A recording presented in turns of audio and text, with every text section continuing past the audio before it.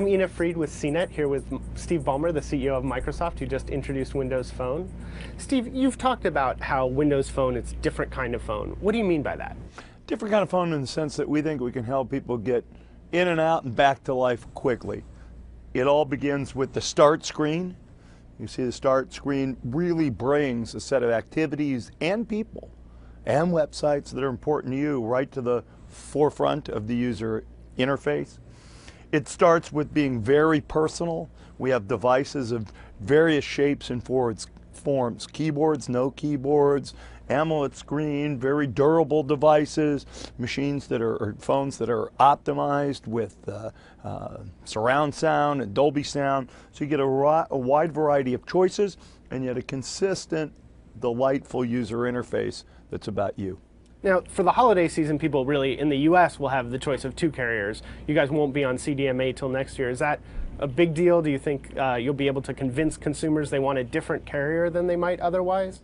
Well, I'm not sure that's sort of our challenge to take on. We're excited to be in partnership with AT&T as we launch today and T-Mobile for this Christmas, and we'll look forward to being on the other networks in the future. One of the things you guys did, even though there is a wide range of choice with these devices, there's actually less variety in terms of, you guys set a few parameters. The screen has to be between this and this. Do you guys feel there's an opportunity to have, it sounds like, more variety than Apple, but perhaps not as much variety and not as much fragmentation as in the Android world? I think you clearly have a lot more variety than Apple has. There's really one choice in the Apple world. Big screen, little screen, we got a lot of choices. I think the problem, if you don't have a minimum kind of standard, is the brand means nothing to the user. Our brand means something to the user. It means something to the developer. It implies a certain level of consistency and high quality, which I think is important for the Windows Phone. What do you do on the phone? What are the things that matter the most to you that you're like, I want to do this when I'm using the phone, and I don't really want to do X, Y, or Z? There's very little I won't do when I'm on my phone. I certainly do the typical email messaging. I make phone calls, not surprisingly, a lot of them, and I don't want those calls dropped. I actually kind of fairly active on Facebook. I'm kind of watching what's going on in that world. I do, in fact, travel a lot, so the fact that I can kind of take my office with me is important, and I can take some videos to watch and music to listen to. It's all great for me, actually, as a mobile person. Are there things that you think we'll be doing on our phones a couple of years from now that we don't do today that you guys want to be positioned to do well in the future? Yeah, I think we're going to see a continual evolution in the way these things interact. I mean, this will be a projector someday, hold it up or put it down on the kickstand and project. We'll be able to more and more with sensors to capture images, and you see what we've done with Xbox Kinect. You can let your mind run wild on kind of what that might be in the context of a mobile device. So I see a lot of opportunities. The phones are getting more and more powerful. Clearly they have the power that a PC had several years ago, while PCs have gotten more and more powerful.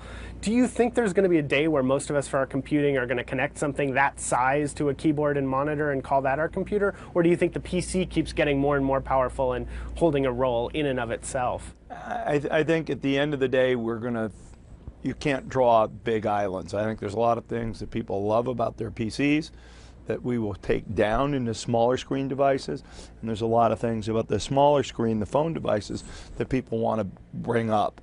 And the key for us as a participant in both aspects and with a great body of technology is to really kind of span that set of needs. The question I get asked the most is, what is Microsoft thinking about tablets? I mean, clearly you guys have had tablets on the market since 2003. They're a little surprised that the iPad's now been out there almost a year and we haven't seen sort of that direct competitor. You said at the financial analyst meeting, it's priority number one. How long do you think it takes to answer that question, to have something that directly competes? Like I said, you'll see a set of things from our partners, essentially, around the holiday, and then we get an enhancement, which I highlighted, from Intel, which will be very valuable as we get their next generation Oak Trail processors, also an important part of our roadmap. What kinds of things do you think people want to do on a device of that type? Do they want a full PC experience? Do they want just a phone with a big screen? When you think about that? Yes. People want everything they can do on their PC and more. They want long battery life, yes. They want instant on, and they want everything they can do on their PC. They really want all of those things. And today, there's a set of compromises. They want a variety of hardware form factors, with a physical keyboard, without a physical keyboard. People really want choice and diversity, I think, in the form factors. And we're working hard to provide what we think is the solution that people want. And I know others are too, and that's why competition's a great thing. You've got a few other things you're putting on the holiday shopping list, Kinect, the motion controller for Xbox.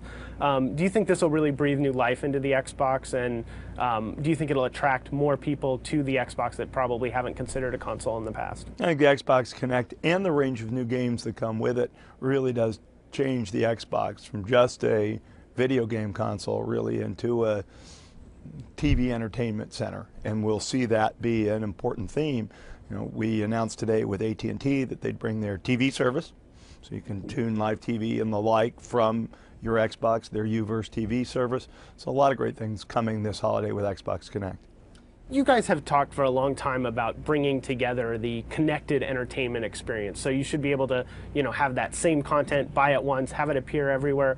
How close do you think we're getting to that, and how do you feel about where Microsoft is positioned vis-a-vis some of the competitors in sort of bringing that consistent entertainment experience in different places? Well, with Zune on the Windows Phone, with Zune on the Xbox, with Zune on the PC, with Uverse on the Xbox, with Uverse on the PC, with Uverse on the set-top box and the phone, I think we're getting very, very close. I don't think anybody's really tackled TV very well yet, and that's a place where I think we're a little bit in front of the game.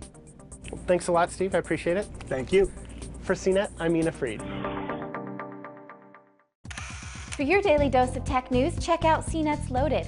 It's packed full of the latest tech news highlights that matter to you. Find out the latest gadgets or the coolest gizmos, all that and more Monday through Thursday at cnet.com/loaded.